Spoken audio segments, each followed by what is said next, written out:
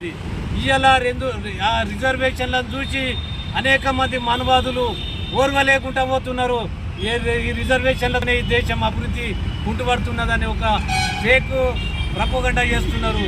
సోదరులారా, మీరు ఒకవేళ నిజంగానే రిజర్వేషన్ల ద్వారా అభివృద్ధి కుంటుపడితే దేశ అభివృద్ధి, మరి ఇలా మోడీ ఈ గుజరాత్కు చెందినటువంటి 16 లక్షల కోట్ల మనము కట్టినటువంటి ట్యాక్స్ 16 లక్షల కోట్లను రుణమాఫీ చేసిండు.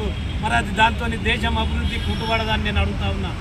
మరి అదేవిధంగా మోడీ మొన్న ఏం చేసిండు, ఇక్కడ ఎమ్మెల్యే ఎలక్షన్స్ అప్పుడు వచ్చి ఈ వర్గీకరణ కొరకు ఎవరైతే పోరాటం చేస్తున్నారో వర్గీకరణ అంటే దళితులలో శిక్షు పెట్టడానికి ఎటువంటి ఉద్యమానికి నేను సహకరిస్తా, మీరు రాజకీయంగా ఎమ్మెల్యేకు మాకు ఓట్లు వేయండి అనడం అనేది ఇది క్విడ్ ప్రోకో కాదా అని నేను అడుగుతా ఉన్నాను సోదరులారా.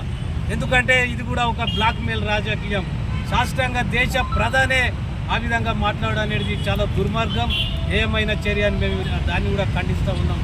కాబట్టి అదేవిధంగా మోడీ ఇది దేశ ప్రధాని ఉండి రాజ్యాంగబద్ధంగా ఉండవలసిన ఒక వ్యక్తి సుప్రీంకోర్టు జడ్జి ఇంటికి పోయి గణపతి పూజ చేసిండంటే మాకు ఇప్పుడు అనుమానం, ఈ దేశ ఎస్సీలందరికీ కూడా అనుమానం వస్తుంది.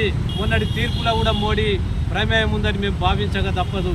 కాబట్టి ఇవన్నీ మరి ఇప్పుడు మీరు ఏం చేస్తారు, రాష్ట్రాలలో కానీ మీకు వ్యతిరేకంగా ఎవడున్నా కానీ అటు చట్ట విరుద్ధ పనులు చేసిండని సిబిఐ కేసులు పెడుతున్నారు.